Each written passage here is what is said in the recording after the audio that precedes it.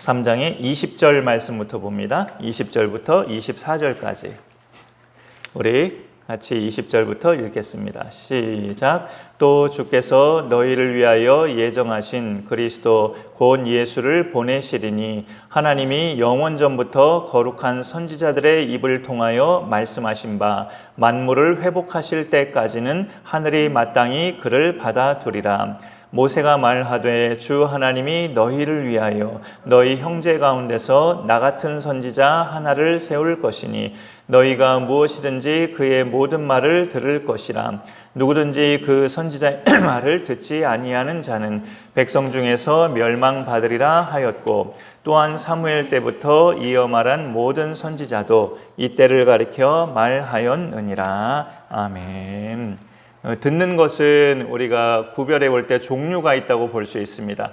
귀에 들리니까 그냥 어쩔 수 없이 듣게 되는 그런 들음하고, 그 다음에 신경을 곤두세우면서 귀담아 듣는 그런 들음이 있어요.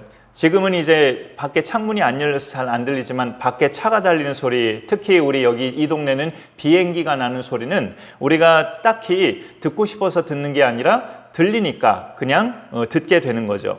그런데 문제는 우리는 사람의 말도 그렇게 들을 때가 있다는 거죠. 이렇게 집중해서 듣고자 하기보다 그냥 말을 하니까 듣게 되는 그런, 어찌 보면 중히 여기지 않는 그런 들음을 가질 수가 있어요. 어떤 사람에 따라서는 모두에게 똑같이 전달한 말인데 어떤 사람은 그 말을 잘 기억하고 있지만 어떤 사람은 전혀 기억을 못하고 있습니다.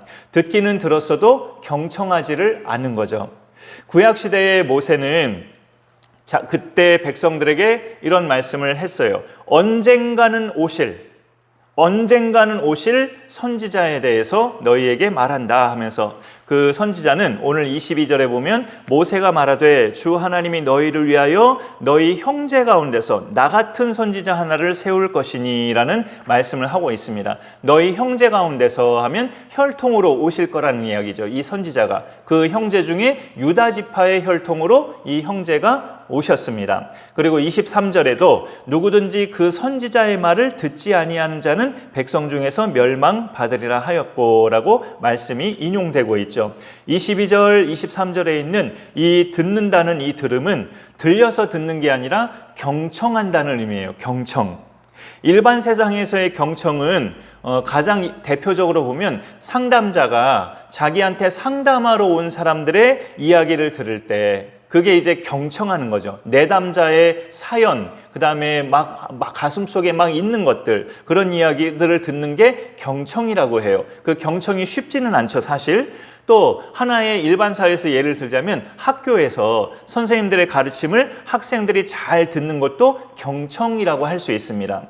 그럼 성경에서의 경청의 의미는 뭘까? 하나님 말씀에서의 경청의 의미는 그 말에 순종하고자 듣는 것을 경청이라고 할 수 있습니다. 그냥 지나가는 말로 듣는 것이 아니라, 그래 내가 오늘 들은 이 말씀대로 내가 살아보리라, 이 말씀대로 내가 살리라, 순종하고자 듣는 것을 경청이라고 할 수 있어요.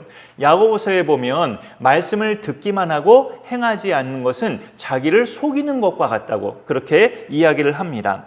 말씀을 행하는 자가 되고자 듣는 것을 경청이라고 말할 수 있어요. 오늘 베드로는 이스라엘 사람들아 하면서 자신이 성전 미문에 앉아서 구걸하던 그 사람을 우리 개인의 권능이나 경건으로 고친 것이 아니라고 단호하게 그렇게 이야기를 하죠. 누구의 이름과 능력으로 고쳤다는 거예요? 너희가 죽인 생명의 주, 그러나 하나님이 죽은 자 가운데서 다시 살아나게 하신, 다시 살리신 그 생명의 주 예수 그리스도의 이름으로 낫게 한 것이라고 그렇게 그리스도를, 예수님을 소개하고 있어요. 우리는 지금 막 지나가는 표현을 했지만 예수님을 믿는다고 할 때 크게 이 두 가지를 믿는 거예요. 바로 나 때문에 죽으셨는데, 나 때문에 죽으셨고, 그러나 죽은 자 가운데서 다시 살아나신 그 생명의 주로 믿는 것이 예수님을 믿는 거죠. 이 예수님은 오늘 말씀의 제목이 그렇게 되어 있지만 하나님이 선지자들을 통해서 계속 예고하신 선지자예요. 하나님께서 선지자들의 입을 통해 말씀하신, 예언하신 선지자가 바로 예수 그리스도십니다. 하나님은 그리스도, 다른 말로 우리가 많이 듣고 쓰는 말로 구원자라고 할 수 있죠. 이 구원자를 우리에게 주실 것을 약속하셨는데, 그 방법은 여자의 후손으로 우리처럼 사람으로 태어나게 하시고 또 이름을 예수라 하도록 그렇게 예정하시고 그 방법을 시행하셨어요. 이 예수님을 하나님은 구약시대의 많은 선지자들을 통해서 예고하셨는데 21절을 다시 보니까 하나님이 영원전부터 거룩한 선지자들의 입을 통하여 말씀하신 바라고 되어 있습니다. 이분이 누구냐? 바로 그 위에 20절에 있는 그리스도 곧 예수라고 이렇게 정체가 밝혀져 있습니다. 이 예수님을 하나님은 예고하셨는데 21절 그 초반에 보면 영원전부터라는 말이 눈에 들어옵니다. 영원전부터.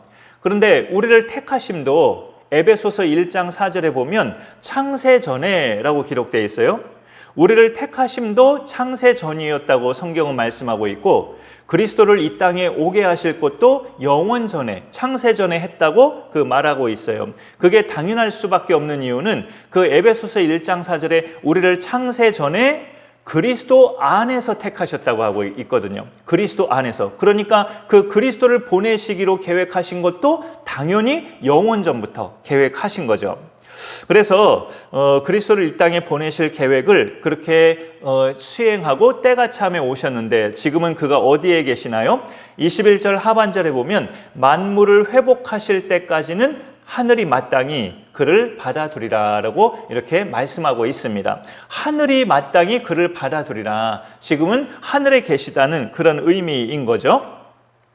이 세상을 새롭게 하실 때까지, 하나님께서 지금은 악한 영들과 죄악으로 가득한 이 세상을 하나님께서 새롭게 하실 때까지, 만물을 새롭게 하실 때까지는 회복하실 때까지라고 여기 되어 있죠. 그럴 때까지는 하나님 우편에 계시는 중이시죠.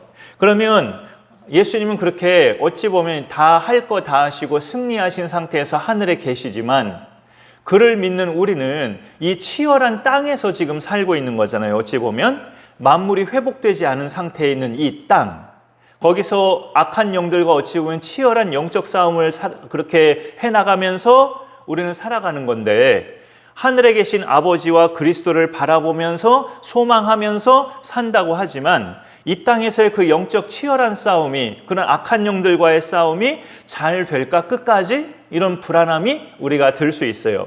그러나 하나님은 대책을 마련해 두시고 하늘에 계시고 예수님을 승천케 하신 거죠. 대책을 마련해 두시고. 바로 19절에 보시면, 오늘 성경책의 19절에 그러므로 너희가 회개하고 돌이켜 너희 죄 없이 함을 받으라. 이같이 하면 새롭게 되는 날이 주 앞으로부터 이를 것이요. 새롭게 되는 날을 하나님이 이 땅에 부어주시고 예수님을 그렇게 올려보내신 거죠. 먼저 승천하시고 새롭게 되는 날은 조금 있다가 이루어진 거지만, 하여튼 하나님은 그런 대책을 마련해 두셨어요. 그래서 이 새롭게 되는 날은 성령이 임하신 때를 그렇게 뜻합니다. 21절에 있었던 만물을 회복하실 때까지는 하늘이 예수님을 받아두리라 하신 이 회복하실 때는 재림의 때를 말하고 있고요. 19절 하반절에 있는 새롭게 되는 날은 성령이 임하시는 날로 우리가 구분해서 그렇게 생각할 수 있습니다.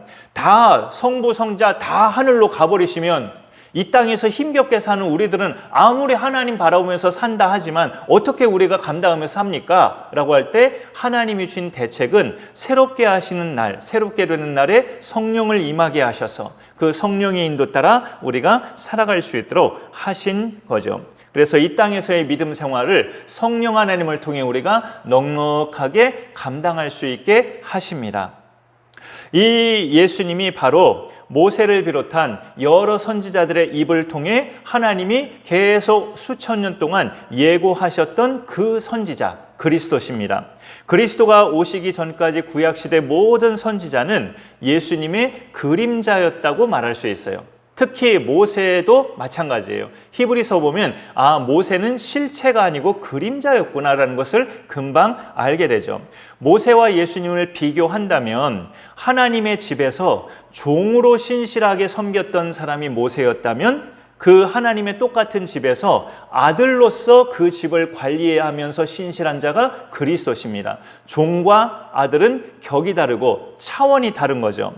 애굽에서 종살이하던 이스라엘을 구원하는 역할을 했던 모세도 어찌 보면 구원자잖아요. 가시적인 구원자. 그러나 진정한 구원자이신 그리스도의 그림자일 뿐이에요. 그림자. 그런 그림자로 모든 선지자들은 그렇게 수천 년 동안을 그 참 실체가 오시기까지 그림자의 역할을 충실하게 하면서 살아온 겁니다. 그래서 지금의 우리 시대, 지금에 살고 있는 우리가 예수님을 만난 사람들로 우리는 이제 속해 있는데, 지금의 시대에 예수님을 만난 사람들의 신앙 생활은 그러면 당연히 그 실체 되시는 예수님을 바라보는 것이 신앙생활이어야 합니다. 아브라함이나 모세 다 그림자에 불과했던 그들을 바라보는 것이 아니라 실체이신 예수 그리스도를 바라보며 사는 것이 신앙생활이어야 한다는 거죠. 우리를 위해서 십자가를 참으신 믿음의 주요 온전하게 하시는 이인 예수를 바라보자. 히브리서 12장 2절처럼 그렇게 살아가는 것이 신앙생활이라는 거죠. 베드로가 오늘 말씀을 전한 장소는 솔로몬의 행각이라고 그 3장을 읽다 보면 나와 있는데, 성경책에 거기 3장 11절에 나은 사람이, 그 안전뱅이였던 사람이죠. 나은 사람이 베드로와 요한을 붙잡으니 모든 백성이 크게 놀라며 달려나아가 솔로몬의 행각이라 불리우는 행각에 모이거늘, 이렇게 되어 있습니다. 이 여기서 모인 김에, 이렇게 이스라엘 사람들이 모인 김에 베드로는 기회를 잡은 거예요. 너희 이스라엘 사람들아 하면서 이 예수가 너희는 누구인지도 아직도 제대로 모르는구나 라는 것을 말하는 거죠. 그동안 유대인들이 인식하던 예수님은 로마에 뭔가 대항하는 정치 지도자, 정치 운동가 내지는 그동안 유대교에서 가르치던 가르침과는 뭔가 다르게 가르치는, 말하자면 어떤 이단 지도자, 그렇게 인식하는 것 정도에 불과했어요. 예수님을 무슨 정치운동가와 이단 지도자라고 인식하다니 참 기가 막힌 거죠. 솔로몬 행각에 모인 이스라엘 사람들을 보면서 베드로는 이때가 기회다 하면서 놓치지 않고 예수가 누구신지를 명확하게 전하고 선포합니다. 그가 예수님을 말할 때, 베드로가 예수님을 말하는 중에 아까 인용했지만 15절에 너희가 생명의 주를 죽였도다 하면서 예수님을 생명의 주라고 말하고 있어요. 이 갑자기 솔로몬 행각에 모인 사람들이 한순간에 대역죄인이 돼버린 거죠. 베드로의 설교를 듣고.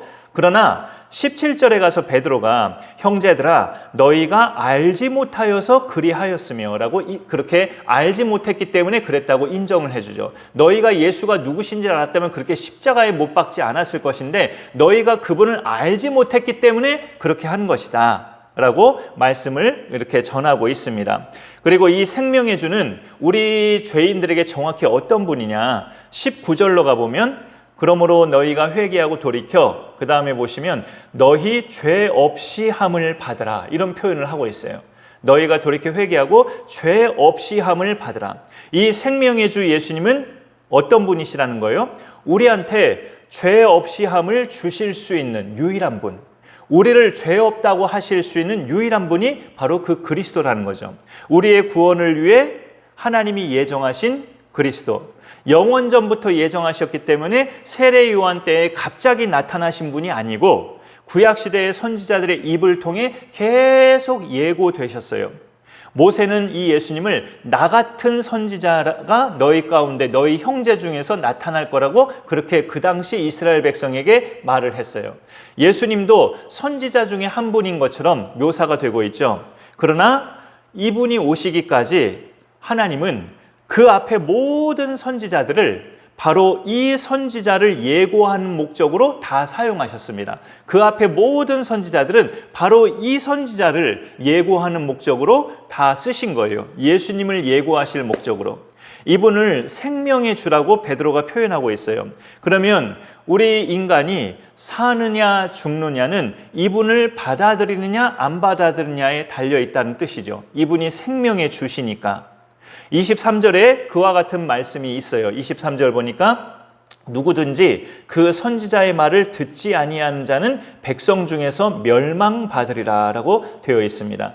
왜 받지 않는 자는 멸망을 당합니까? 생명이 주니까. 생명의 주가 되시기 때문에 그가 하시는 말씀을 받으면 생명을 얻는 것이고 말씀을 거절하고 받지 않으면 생명을 잃는 것으로 그렇게 이야기하고 있는 거죠. 사실 모세나 그 앞에 많은 선지자들도 하나님의 말씀을 선포한 선지자들이죠. 하나님이 근본적인 생명의 주가 되시고요. 그 하나님이 주신 말씀을 선포한 선지자들이었기 때문에 구약시대에도 그들의 말을 들은 사람들은 살았어요. 그러나 그들의 말을 무시하고 듣지 않은 사람들은 멸망당했죠.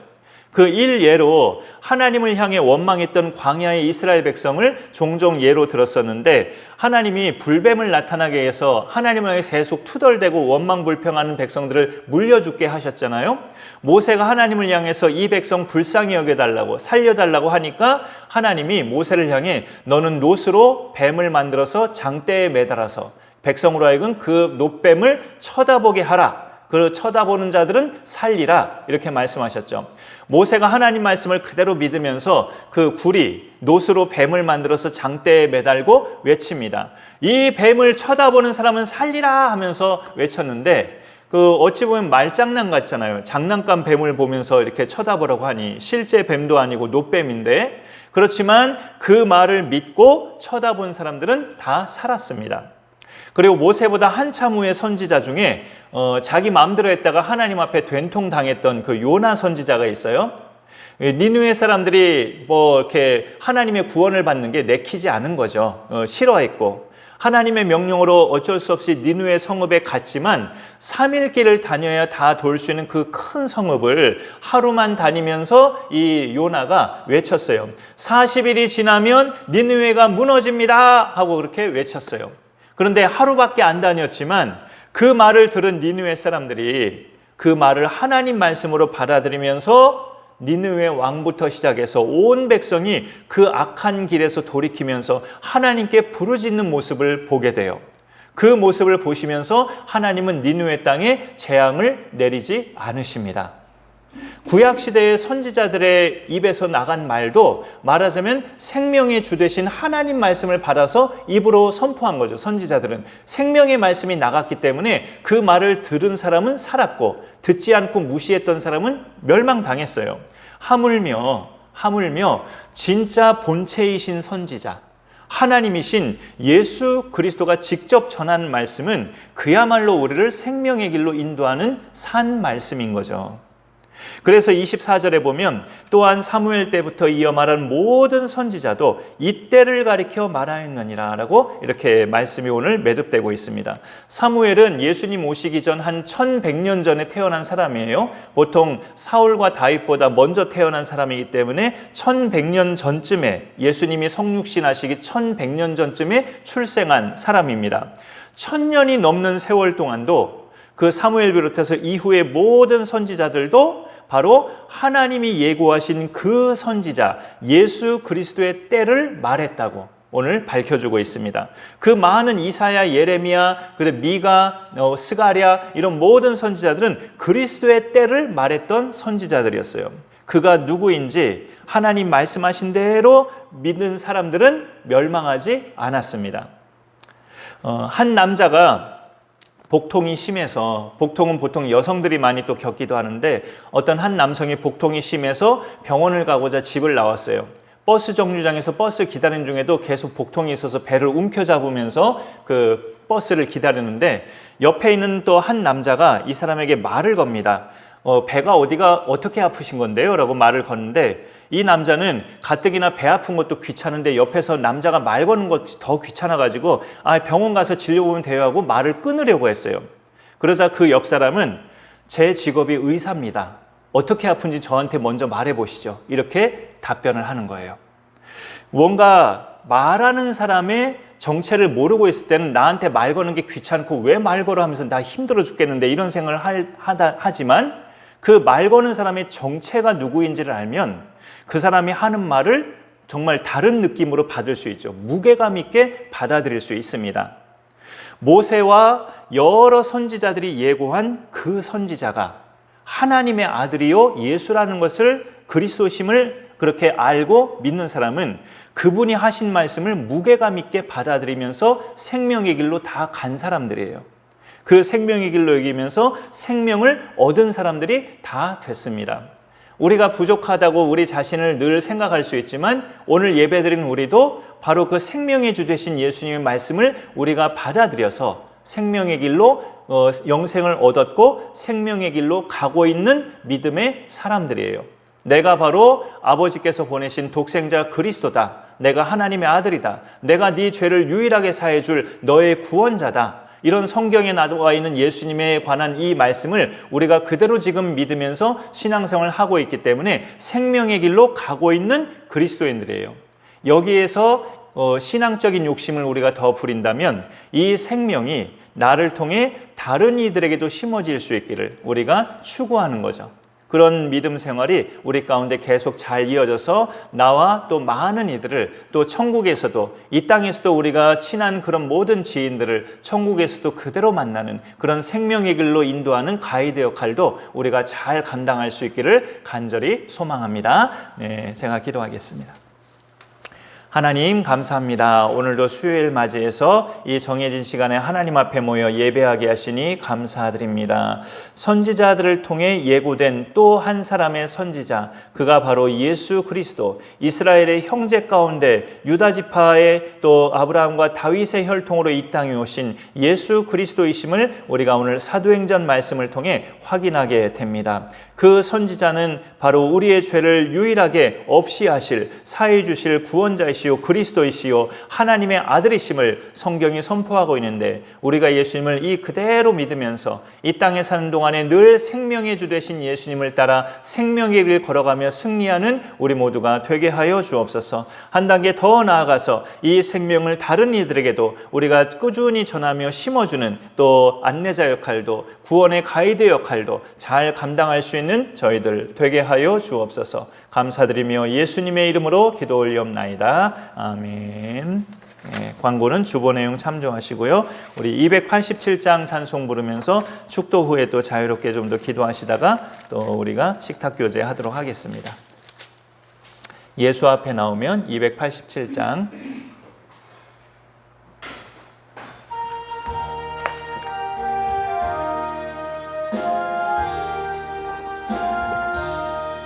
예수 앞에 나오면 죄사함 받으며 품에 안기어 편히 쉬리라. 우리 주만 믿으면 모두 구원 얻으며 생복락멸류관 확실히 받겠네. 예수 앞에 나와서 은총을 받으며 마음의 기쁨 넘치어 감사하리라.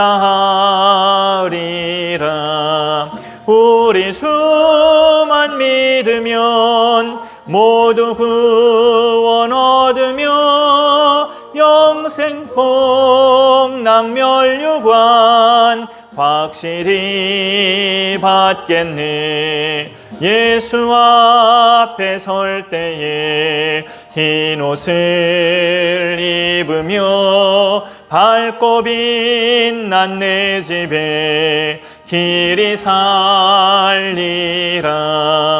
우리 주만 믿으면 모두 구원 얻으며 영생 복락멸류관 확실히 받겠네. 축도하겠습니다. 이제는 주 생명의 주 되신 예수 그리스도의 은혜와 영원 전부터 독생자를 예고하신 하나님의 그 크신 사랑과 우리가 주님 앞에 서는 그날까지 이 땅에서의 신앙생활을 늘 승리하도록 도우시는 성령의 교통하심이 오늘 예배에 오신 모든 지체들과 사랑하는 모든 가족들 머리 위에 영원토록 함께 있을지어다. 아멘. 주여 도우시옵소서.